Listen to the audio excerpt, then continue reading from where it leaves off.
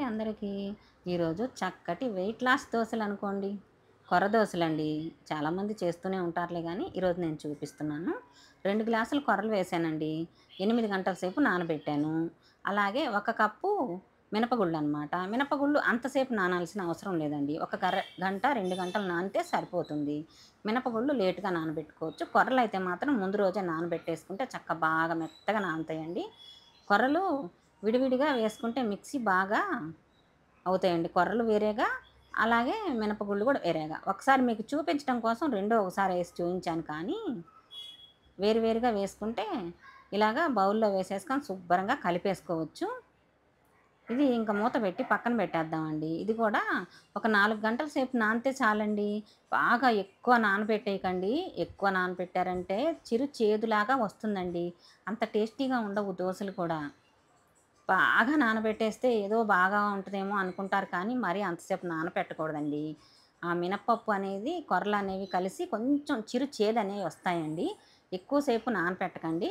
ఇంకా కావాలంటే మీకు బాగా టేస్ట్‌గా రావాలి అనుకుంటే, కొంచెం ఇందులో శనగపిండి వేసి కలుపుకోండి.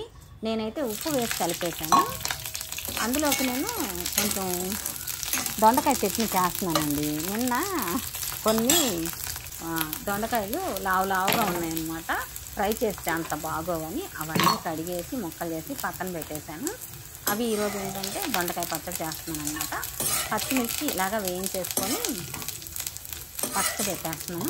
బాగుంటుందండి ఈ పచ్చడి కూడా. మామూలుగా పల్లి, కొబ్బరి చట్నీయే కాకుండా ఇలాగ వెయిట్ లాస్ అవ్వాలనుకున్నప్పుడు ఇలాంటివే తినాలన్నమాట. ఇందులో ఎక్కువ పప్పులు యూజ్ చేయం కాబట్టి. మిర్చి కూడా ఇలాగా ఫ్రై చేసి పక్కన పెట్టేసాను.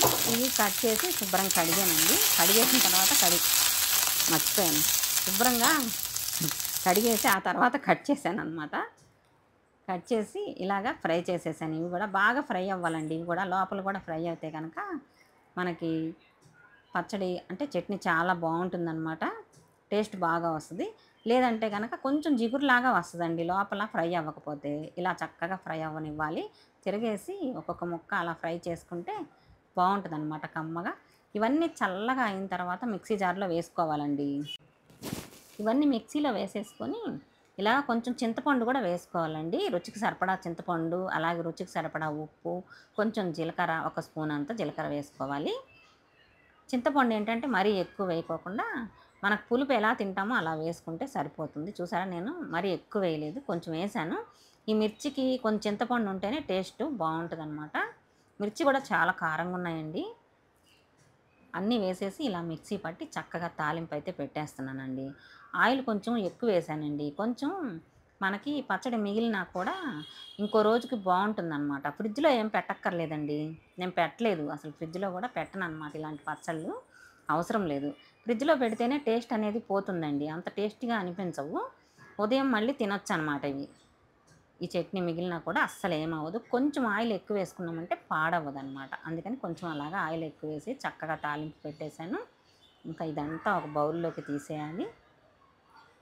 ఈలోపు పెనము తీసుకొచ్చి పెనం పెడతానండి. ఇది దింపేసేసి ఇంకా పెనం పెట్టేసేసి ఆల్రెడీ ఉప్పు వేసి కలిపాను కదండీ కొర్రల పిండిలో.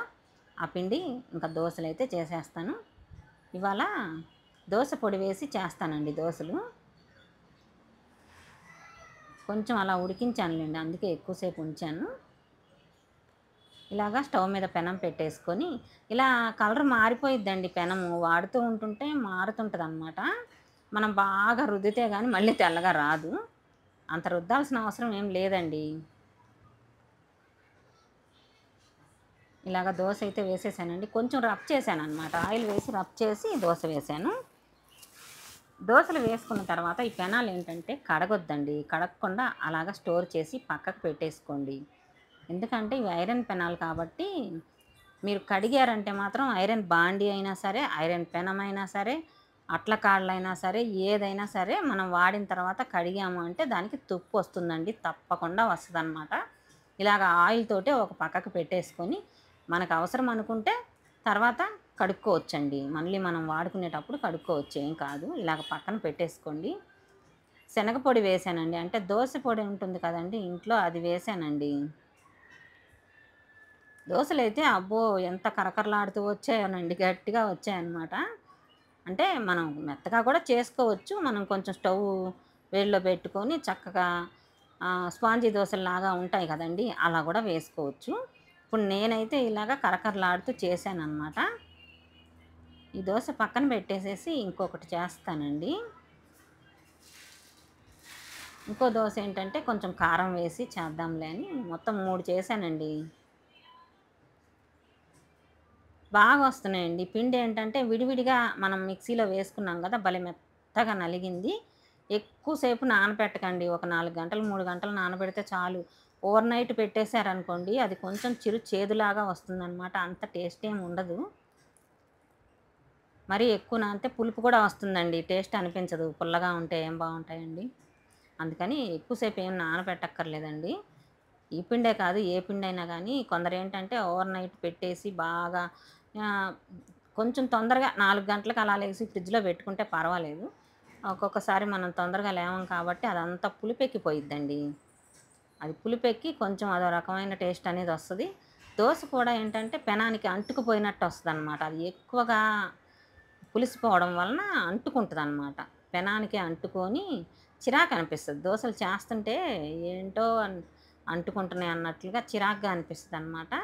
ఇది ఇడ్లీ కారం అండి. మామూలుగా ఇడ్లీలోకి ధనియాల కారం చేసుకుంటాం కదా! అదే అనమాట. అది కొంచెం వేశాను. అలాగే ఇది తీసిన తర్వాత ఇంకొకటి ప్లెయిన్ దోస కూడా చేద్దాం అనుకుంటున్నాను. ఇంకొక ప్లెయిన్ దోస చేసి ఇంకా ఆపేస్తాను. ఇదైతే మరి ఘోరంగా అండి. ఇంత గట్టిగా ఏంటంటే కర ఆడిపోద్ది చూడండి. పాపడా అంటారు చూసావా? అప్పడాలు. అలా అయిపోయిందనమాట మరీ ఘోరంగా. తీయడానికి కూడా ఇదేమో అసలకి రాను కూడా రాట్లేదు. తీయడం కూడా చాలా కష్టంగా ఉందనమాట. ఇది ఇలా వచ్చింది కదా అని చెప్పి మళ్ళీ ఇంకొక ప్లెయిన్ దోస కూడా చేస్తున్నాను నేను. పిండి కొంచెం తక్కువేసానండి ఇప్పుడు. ఇలా ఉబ్బినట్టు ఎందుకొస్తుందంటే నేనేం చేశానంటే మినపగుళ్ళేమో ఒక కప్పు వేశాను. కొర్రలేమో 2 కప్పులు వేశాను. మామూలుగా కొందరు ఏం చేస్తుంటారంటే 4 ఏస్తారండి కొర్రలు. ఆ 4 ఏస్తే నాకెందుకో నచ్చదండి. 4 గాని, 3 గాని వేసామంటే నాకంత టేస్టీగా అనిపించవు. ఇలా వేసుకుంటే మాత్రం భలే కమ్మగా ఉంటాయి. ఇందులో ఇంకా మీకు బాగా టేస్ట్ రావాలనుకుంటే కొంచెం శనగపిండి కూడా కలుపుకోండి. లేదంటే మీరు నానబెట్టుకునేటప్పుడు మామూలుగా మనం మెంతులు, శనగపప్పు, సగ్గుబియ్యం అలా వేసుకుంటాం కదా! అవి కూడా వేసుకోవచ్చు. నేనైతే ఈసారి ఓన్లీ మినపగుళ్ళు, కొర్రలేనండి. ఇంక ఏమీ కలపలేదు. కలర్ రావటానికి ఏమైనా కలిపానేమో అనుకుంటారేమో, పంచదార అలా కలుపుతారు కొందరు. కానీ నేనైతే ఏం కలపలేదండి. అలాగే చేసేసాను మీ కళ్ళ ముందే. అందులో ఏం కలపలా ఎందుకు అవసరం లేదులే అని. అవన్నీ వేసుకొని నానబెట్టుకోవాలంటే అలా కూడా పెట్టుకోవచ్చు. టేస్ట్ కొంచెం మరింత ఎక్కువ ఉంటుందనమాట. ఇది వెయిట్ లాస్ అన్నాను కాబట్టి నేను అలా పప్పులు అవన్నీ ఏమీ యాడ్ చేయలేదండి. అయినా కూడా చాలా బాగా వచ్చాయండి దోసలు. కలర్ కూడా ఈ విధంగా వచ్చినాయండి.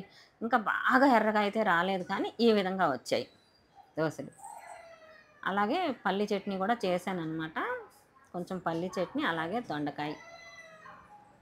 ఈ దొండకాయ చట్నీ చక్కగా వెయిట్ లాస్‌కైతే చాలా బాగా పనికొస్తుందండి. బాయ్ అండి. ఉంటానండి. ఇంకో మంచి వీడియోతో మళ్ళీ కలుద్దాం.